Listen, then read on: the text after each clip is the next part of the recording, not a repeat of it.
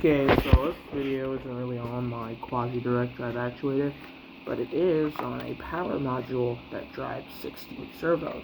So, you see, there is a 20 amp power module inside with a air duct, which travels, fan blows through here and blows through down here to there, and down out through the back. So 5-volt fan, but right now it's running at the 6-volt 20 amp supply. They're splitting to here, which gets it from there. These wires go from here to the PCA board, which drives all of our servos. So yeah, PCH9685, which is a regular ESP32.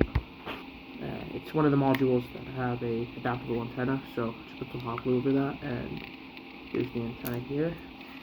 So just have the cable running from here to here. What else? So far, this line here carries the 6 volts or 20 amps to here, but this line under here, which isn't really seen, travels under this line, sliding under here, with this little breaker, basically. Not really a breaker, but an area for any problems that occur over the 20 volts to, break and not break anything else, which slides under this black wire here, under and up into this foam area, and then that foam area is a little 5-volt regulator that's taking the 20 volts. And I don't want to run everything off of the 6 volts because I want the 6 volts to run purely off of it. So right now it's just the fan, which takes essentially nothing, and the servos. I don't want to have the entire 5-volt regulator taking 6 volts because, well, it's a regulator, so I can just hook it up to 20 volts. And on the other side here, it's just this connector hooking up to the positive and negative. Sliding under, as you see, that power wire that goes all the way to here is connected up to that 20 volt, and in here there are 2 ports for your 20 volt wire connectors. So I'm just using a battery connector for a drill battery, and I'm not really sure where that's gonna go, but honestly it's pretty good at the moment. Did some calculations, obviously using ChatGPT, because I don't really know how to do that. But I do know how to do this, so thankfully it does come in help. And I should get around, 40 minutes of battery life with the 2 amp 20 volt battery that I'm using. Just a drill battery, pretty nice one. And it's a dual arm robot, so this section here and this section here is going to be for one arm and another arm. You can also run any servo off of this, but I am preferably running 270 degree servos, mainly because the potentiometers that everyone tends to use are 270 degrees. So, yeah, so this is the arm. This is the arm without the wrist, so this is the raising part of your arm that goes up and down, left and right, and then pronation, and then this. So this is basically your big part of the wrist. It's just the small manipulator is going to have that plus another one, so that's going to add more degrees of freedom. Thing is, this whole section here takes up so much space that by the time you already bent the arm, takes some to move the servo. By the time you already bent the arm this way, you see how far the end point is going to be? Your arm's going to be all the way out here.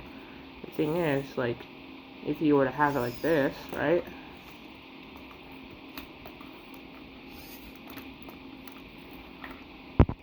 Like this for your side-to-side motion of the arm. Look how far it is up into the front. I didn't account for that. I only realized that all the bolt holes tend to be the same, so I used some empty hardware to attach everything together. But essentially, there doesn't really need to be a wrist. I can simply attach a ball to a little stick with a ball to the end, very strong, and it could simply just manipulate objects. So I could put something in front of it, both arms can come together and kind of lift it, move it around. It can hold stuff using the 2 arms with a 25 kg servo lifting the whole thing. But I don't know. But the thing is, the way I designed it, it's modular. So you can simply just plug the servos out and plug whatever you want in. So, if you guys watch this video, kind of just want to see what you guys want to see with it.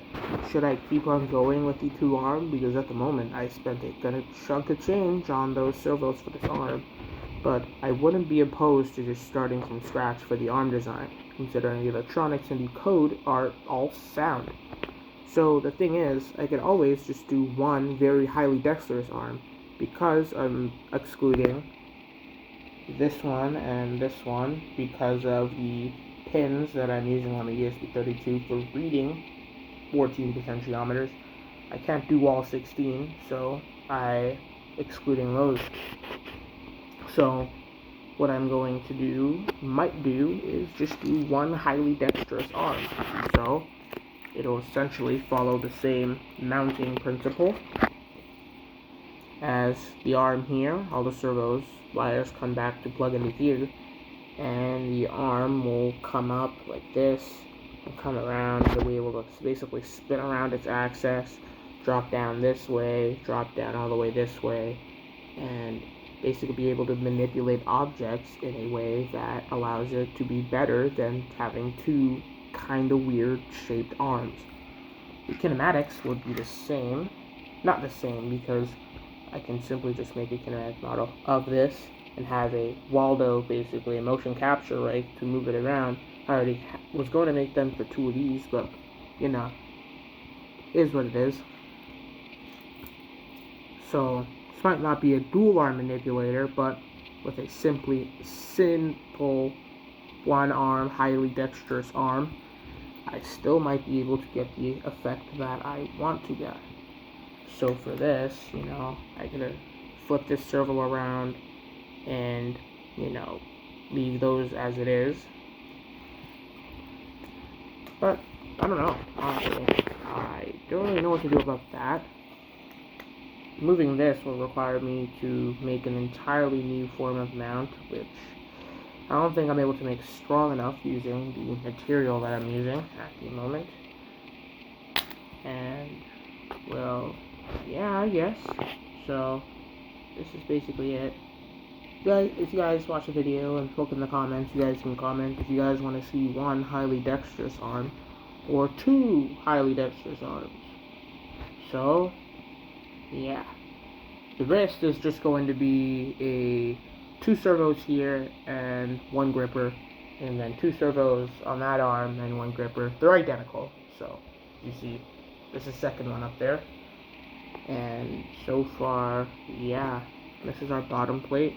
You see, if you want to have a look at the exit, that's the little heatsink, and the air blows through there.